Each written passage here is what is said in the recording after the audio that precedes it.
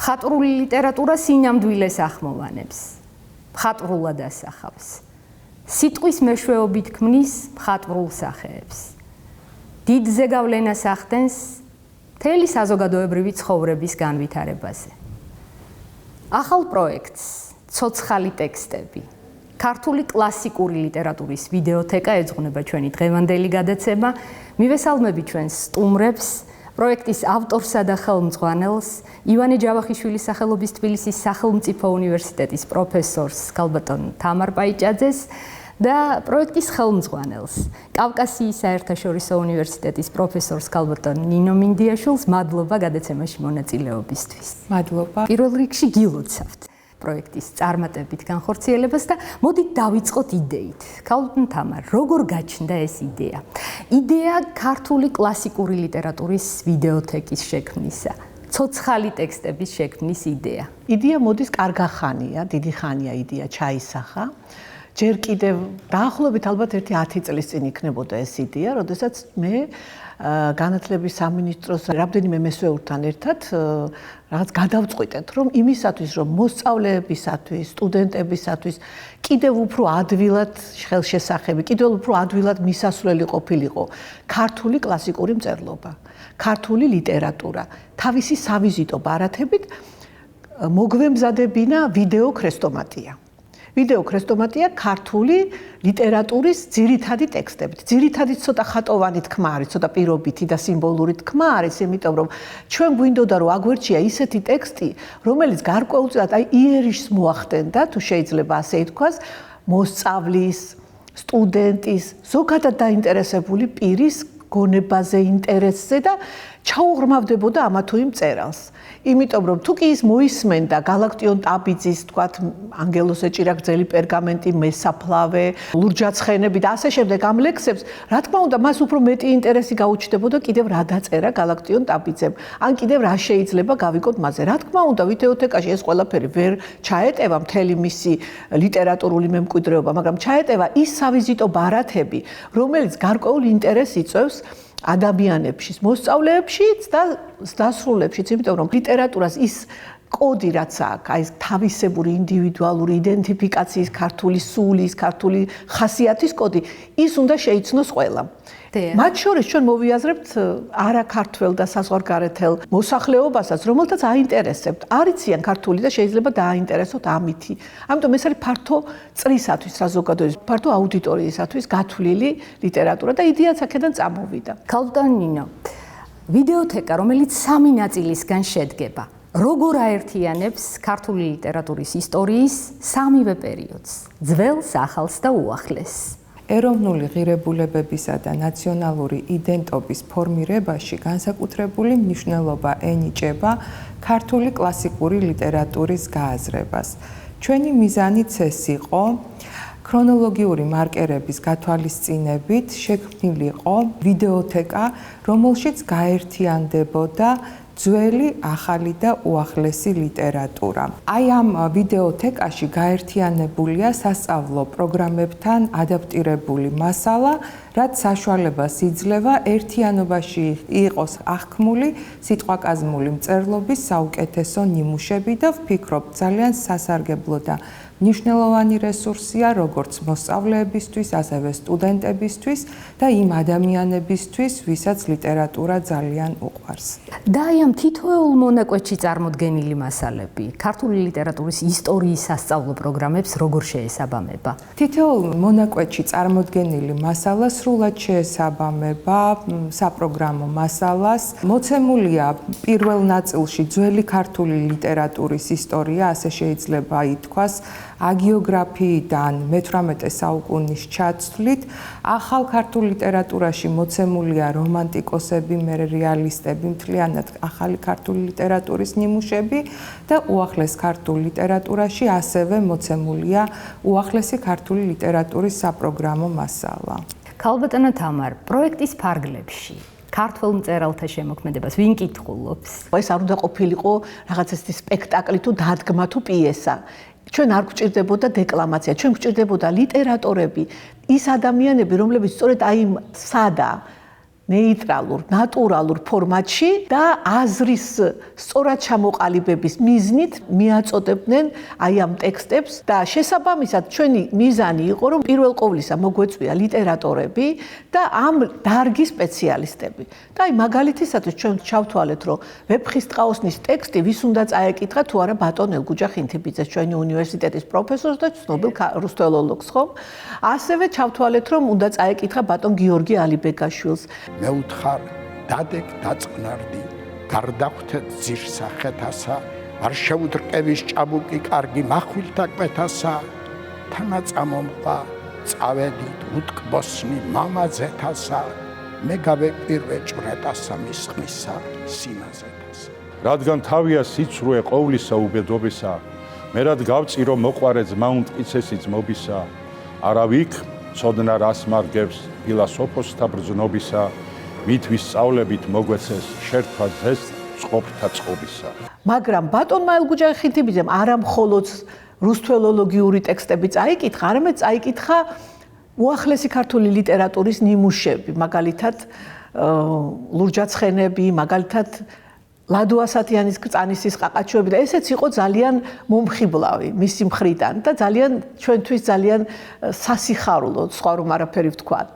მოვიყვანეთ პოეტი ქალბატონი ლია სტურვა, რომელმაც თავისი ლექსები წაიკითხა. ჰაგიოგრაფიული ტექსტების წასაკითხად ჩვენ ვთხოვეთ ჩვენს პროექტში მონაწილეობა მიიღო ლურჯი მონასტრის ეკლესიის მღვდელს მამა გურამ გალობლიშვილს და არქიმანდრიტ მამა ადამ ახალაძეს, რომლებიც სიამოვნებით დაგვთანხმდნენ და განსაკუთრებული ნაწილი არის კიდევ ეს ჩვენი პროექტისა. იყო მერვესა წელსა სპარსთა მეფისასა კარად სამეფოდ წარემართა ვარსქენ პიტიახში და ცოლად მისა იყო ასული ვარდანისი სომეხთა სპასპეტისაი რომლისათვის ესე მივწერე თქვენ და მამისაგან სახელით ვარდან და სიყვარულით სახელი მისი შუშანიკ დამარხულა არს ენაი ქართული დღემდე მეორედ მოსვლისა მესიისა საწამებელად რათა ყოველსა ენასა ღმერთმან ამხილოს ამით ენითა და ეს ენა იმ ძინარი არს დღესამომდე და სახარებასა შინა ამას ენასა ლაზარე რქვიან. ვინ თუ არა კონსტანტინე გამსახურდიას ტექსტებს წაიკითხავდა სწორედ კონსტანტინე გამსახურდია. მისი არჩეული მასალიდან მან შემოგვთავაზა რომ აი მე ამ ტექსტებს წავიკითხავ და ჩვენ დიდი სიამოვნებით დავეთანხმეთ, იმიტომ რომ ეს არ არის მხოლოდ მისი როგორც ოჯახის წევრის მიდგომა, ეს არის სწორედ ლიტერატორის მიდგომაც. იცოდა რა უნდა წაეკითხა მას თავისი მაყურებლისათვის. ასევე ამ პროცესში ჩაბმულები არიან ცნობილი პროფესორები, ბატონი ლევან გიგინეიშვილი, ბატონი კახაბერლორია, უახლესი ქართული ლიტერატურის ისტორიის პროფესორი, თქვენი მონა მორჩილი, ასევე ქალბატონი ნინო მირდიაშვილი, ამ პროექტის ჩვენი ხელმძღვანელი ჩემთან ერთად. ადამიანები, კიდევ ერთხელ ვამბობ, ვისთვისაც ძვირფასი და მნიშვნელოვანია, როგორ პროფესიულ დონეზე პირველ ყოვლისა ქართული ლიტერატურის ისტორია. ორივესთან მექნება ახლა ეს კითხვა. ქართული კლასიკური ლიტერატურის ნიმუშების აუდიოვიზუალური ფორმით წარდგენა. როგორც ტექსტის გააზრების ახალი მეთოდი. პირველი ეტაპი იყო ის, რომ დიდი რუდუნებით და პასუხისმგებლობით შევარჩიეთ ტექსტები მე და ქალბატონმა თამარმა და მერე ქალბატონმა თამარმა უკვე ისაუბრა ამაზე. მეორე ეტაპი იყო შერჩევა თუ ვინ წარუდგენდა აუდიტორიას ამ ტექსტებს. საბოლოო ჯამში გადაღების პროცესი იყო ძალიან საინტერესო და ემოციური. და ვინც ნახავს უკვე მზა პროდუქტს, ყველას დარჩება შთაბეჭდილება და გაუჩნდება ინტერესი, რომ ისევ მიუბრუნდეს ქართულ ლიტერატურას. ჩვენი მიზანიც ხომ ეს იყო, რომ ამ პროექტით მომხდარიყო ქართული ლიტერატურის კიდევ უფრო პოპულარიზაცია. და აი ეს ახალი მიდგომა ჩვენი აზრით კიდევ უფრო გაამრავალფეროვნებს აი ამ მიდგომებს და მეთოდოლოგიურ მიდგომებს ზოგადად რაც არსებობს შესწავლის მეთოდიკასთან დაკავშირებით. ნადირთა საჩიხეში დვრინავდა ბოკვერი ლომისა. დემეტრე მეფე დარბაზონში შემოვიდა. პირჯვარი გადაიწერა, სარეცელის წინ დაიჩოქა და მარჯვენაზე ემთხვია თავის სათაყვანებელ მამას. ასე დაამარცხა ომებში უძლეველი დავით მეფე ყოველთა შემოსვლელმა სიკვდილმა. და ეს იყო უკანასკნელი ომი. შენ აგიხსნია ბევრი ქარაგმა, ქორონიკონის კენტი და ლუწი. მაგრამ არ იცი ჩვენმა ქალაქმა რა სურათები მოქარგა უწინ. იქნებ მე თვალი მატყუებს, ზეცა მაბრმავებს კრიალა, მაშინ თქვენ თვითონ აღზდექით და მარქვით ომახიანად. თუ არც ყაყაჩოს ცეცხლია და არც ახალი არა, მე ეს ბებერი გრძანისი, რა ძალა მააბტყვიალა. ჰეი თქვენ არა გველებო, გაუმაძღარნო ომითა, თქვენ საფლავებთან მოსვლა და მუხლის მუდრე გამომინდა. კადრები ციცით ისეთი, აი, ლოკალური, კაბინეტური, არა ძალიან სივრცული, იმიტომ რომ იმ აზრს და იმ იდეას ასახავდეს, რომელიც ამ ტექსტებში დევს. გარდა ამისა, ეს მეთოდი გარკვეულწილად დღევანდელი მოთხოვნილებებიდან გამომდინარე, აი ამ ტექნოკრატიული ეპოქიდან გამომდინარე, იმ მონაცემიდან გამომდინარე, რასაც ჩვენ ვხედავთ ჩვენ სტუდენტებში, რომ მათთვის ძალიან მნიშვნელოვანია ის მასალა, რომელიც არა მხოლოდ პოლიგრაფიულია, არამედ ასევე არის აი სწორედ ესე აუდიოვიზუალური, არის გაციფრებული, შესაძლებელია მასთან დროის ყველა მონაკვეთში მისვლა, დაბრუნება და არა მხოლოდ ლიტერატურულ ტექსტებთან ურთიერთობა. ეს ისეთი მასალაა, როცა ყოველ წუთში ამოიღებ, ჩართავ და უყურებ, რომელსაც აქ თავისია ეს მთელი ვიდეოთეკის შინაარსი ჩამოწერილი, რომელ წუთზე რომელი ავტორი იკითხება და აი ასევე შეუძლია მიუდგეს ყველა მისი მაყურებელი, აი ამ მოცემულობის ამ ვიდეოთეკის მაყურებელი და ამოარჩიოს რომელი ავტორი ჭირდება და უნდა და აინტერესებს რომ მას მოусმინოს. ამიტომ თვითონ ეს დამოკიდებულება ალბათ არის გაყოლა და პასუხი თანამედროვე მოთხოვნებზე. განსაკუთრებით აქ მე ვხედავ, როდესაც ამას ვლაპარაკობ, ჩვენი სკოლების უფროს კლასელებს და ჩვენ სტუდენტებს, რომლებიც ყოველთვის მეუბნებიან მე ლექციაზე, როცა რაიმე წიგნს ვეუბნები, რომ აი ამ წიგნის ციფრული მასალა არ არსებობს, აი ამ წიგნის აუდიო მასალა ჩვენ ვადგენთ სპეციალურ ელექტრონულ კურსებს, იმიტომ რომ ეს დრო მოიტანა. და ესეც არის სასწავლო მასალა, აი შედეგი სწორედ აი მოთხოვნილებებისა, რომელიც უნდა არსებობდეს დღეს და რომელსაც უნდა უპასუხოთ აუცილებლად ჩვენ შემთხვევაში ლიტერატურის სპეციალისტებმა. პროექტის ღირსება არის ის, რომ ქრონოლოგიურად მიყვება, აი ქრონოლოგიური მარკერები არის დაცული და ვფიქრობ, დაინტერესებული საზოგადოებისთვის ესეც ძალიან მნიშვნელოვანია, განსაკუთრებით მოსწავლეებისთვის, სტუდენტებისთვის, რომ ქრონოლოგია არის დაცული პროექტში. რამდენ ხანს გაგრძელდა პროექტზე მუშაობა? თითქმის ნუ აი დაახლოებით 3 წელი გრძელდება ეს პროცესი. ჩვენ ახალი წლის წინა დღეებში დავასრულეთ პროცესი, გადაღების პროცესის და მონტაჟის პროცესის. ეს არ იყო მარტივი შრომა, ეს იყო საკმაოდ რთული შრომა. კავკასიის საერთაშორისო უნივერსიტეტის მულტიმედია ცენტრთან ერთად მე მარტო ვერაფერს ვერ გავაკეთებდი, რა თქმა უნდა, რომ არა ისინი და ჩვენი პროდიუსერი ქალბატონი ნინო ჭალაგანიძე, უნივერსიტეტის მულტიმედია ცენტრის ხელმძღვანელი და მე და ქალბატონი ნინო ალბათ ვერაფერს, როგორც ლიტერატორები ამ შემთხვევაში ვერაფერს ვიზამდით, რო არა ეს ადამიანები და ის ადამიანები, რომლებიც გვერდზე დაგვიდგა და ჩვენთან ერთად დაუღალავად შრომობდნენ, რომ აი ეს პროექტი საბოლოოდ შესრულებულიყო, რეჟისორები, ოპერატორები, გადამღები ჯგუფის წევრები და ასე შემდეგ. როდესაც ქალბატონმა თამარმა პროექტის იდეა გამაცნო, ცხადია მაშინვე დავინტერესდი და ამ იდეამ მერე პროექტის სახე მიიღო და მივმართეთ კავკასიის საერთაშორისო უნივერსიტეტის ვიცე-კანცლერს და მულტიმედია ცენტრის ხელმძღვანელს ქალბატონ ნინოს. ქალბატონ ნინოც, როგორც ქალბატონმა თამარმა აღნიშნა, დაინტერესდა და თავის მხრივ პროექტი წარუდგინა ბატონ ვახტანგ წივწივაძეს. ბატონი ვახტანგი გახლავთ უნივერსიტეტის კანცლერი და აქ აუცილებლად უნდა აღინიშნოს, რომ ბატონი ვახტანგის თაოსნობით ის არის სულის ჩამდგმელი ამ ყველაფრის მულტიმედია ცენტრში არაერთი სახელმწიფოებრივად მნიშვნელოვანი და ეროვნული პროექტი განხორციელდა და მათ ნამდვილად უნდა გადავუხადოთ საგანგებო მადლობა, რომ არა ისინი პროექტი ვერ შედგებოდა. ქართული კლასიკური ლიტერატურის მრავალფეროვნებას, იდეურ მხატვრულ ღირებულებებს, აი ეს ცოცხალი ტექსტები თანამედროვე ფორმით როგორ წარმოაჩენს?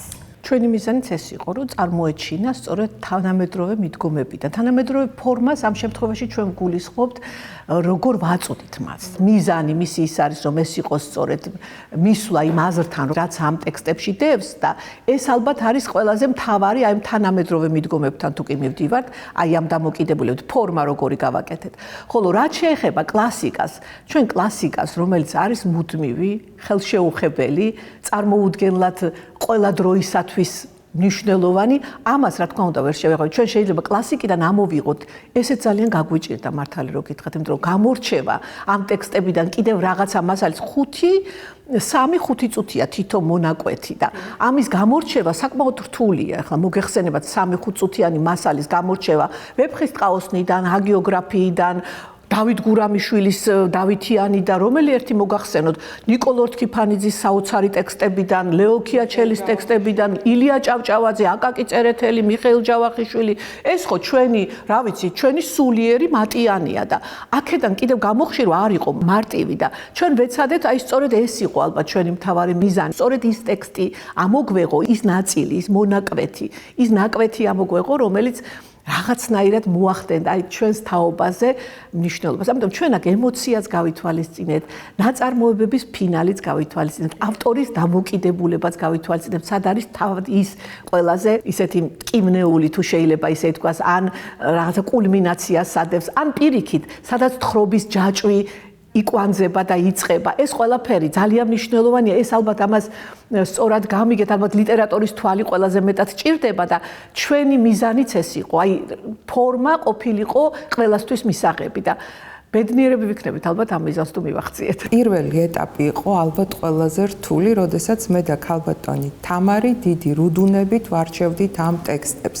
აი ძალიან მნიშვნელოვანი იყო, რომ სწორად შეგვერჩია ტექსტები, ცხადია, იმასაც ძალიან დიდი მნიშვნელობა აქვს, ვინ მიაწვდის მსმენელს და მაყურებელს ამ ტექსტს, თუმცა აი ტექსტი უნდა ყოფილიყო სავიზიტო ბარათი. მე ვფიქრობ, რომ მიზანს მივახციეთ და გარდა ამისა, მიზნის მიღწევაში ჩვენ დაგვეხმარა ის პროფესიონალთა გუნდი, რომლებიც პროექტში მონაწილეობენ. რაც შეეხება ამ თანამედროვე მიდგომებს, რაზეც თქვენ ბრძანებთ, აი კლასიკური მწერლობა მივაწოდეთ ჩვენ მაყურებელს აუდიო-ვიზუალური ფორმით, რომელიც მე ვფიქრობ, რომ არის ძალიან საინტერესო და როგორც ქალბატონმა თამარმა აღნიშნა, თუ ჩვენ ერთ აგურს მაინც დავდებთ ქართული კლასიკური ლიტერატურის პოპულარიზაციაში, ჩვენ ვიქნებით ძალიან ბედნიერები. ქართული კლასიკური ლიტერატურის კიდევ ერთხელ გადააზრებას და პოპულარიზაციას. ცოცხალი ტექსტები როგორ შეუწყობენ ხელს? იმიტომ არის ეს ტექსტები ცოცხალი. იცით რომ აი ის მუდმივი ღირებულება, ის მუდმივი გავლენის უნარიანობა, რაც აქვს სადღაც 15 საუკუნის წინ დაწერილ ტექსტს, 10 საუკუნის წინ დაწერილ ტექსტს, თუნდაც 2 საუკუნის და თუნდაც 10 წლის წინ დაწერილ ტექსტს, აი გამორჩეულ კლასიკურ ნაწარმოებებს, რომლებიც ჩვენ აქ წარმოვადგინეთ, ალბათ პირველ ყოვლზე ეს არის გასათვალისწინებელი, რომ აი ეს გავლენის მუდმივი უნარი, რაც გააჩნია ამ ტექსტებს, კლასიკის აი ეს დამახასიათებელი, ალბათ პირველ ყოვლისა ეს არის. და შემდეგ არის, რა თქმა უნდა, მისადმი დამოკიდებულება. დღეს შეიცვალა დრო. მესმის მე თქვენი შეკითხვის არსიც და კიდევ ერთხელ რომ დაუმტკიცოთ ყველას, რომ ეს ყველაფერი არის ის დიდი ზემოქმედების პროდუქტი და იმ დიდი ზემოქმედების შესაძლებლობა, რითაც ადამიანს შეუძლია დაბრუნდეს მარადიულ ღირებულებებთან. ახალგაზრდები, ქალბატონმა თამარმაც აღნიშნა, ხშირად აღარ ინტერესდებიან კლასიკური ლიტერატურით. ეს ცხადია ძალიან ცუდია და ჩვენ ვეძებთ გამოსავალს. ის, ვინც ლიტერატურასთან ახლოს არის, ის, ვისაც უყვარს ქართული ლიტერატურა, რომ რაღაცნაირად მოვაბრუნოთ ახალი თაობა, ისინი დაინტერესდნენ ჩვენი სიტყვაკაცებული მწერლობით და მათთვის ეს ტექსტები იყოს სწორედ ეროვნული ღირებულებებისა და ნაციონალური იდენტობის შთაგონების წყარო. აი ჩვენი მიზანიც ეს იყო სწორედ. სრულდება ჩვენი დღევანდელი გადაცემა. კიდევ ერთხელ მადლობა მონაწილეობისთვის. კიდევ ერთხელ გილოცავთ პროექტის წარმატებით განხორციელებას. ცოცხალი ტექსტები კავკასიის საერთაშორისო უნივერსიტეტის მულტიმედია ცენტრისა და ივანე ჯავახიშვილის სახელობის თბილისის სახელმწიფო უნივერსიტეტის ერთობლივი პროექტია. პროექტის პროდიუსერია კავკასიის საერთაშორისო უნივერსიტეტის მულტიმედია ცენტრის ხელმძღვანელი პროფესორი ნინო ჭალაგანიძე. მაშასე უკვე არსებობს ქართული კლასიკური ლიტერატურის ვიდეო ქრესტომათია, სახელად ცოცხალი ტექსტები. მომავალ შეხვედრამდე.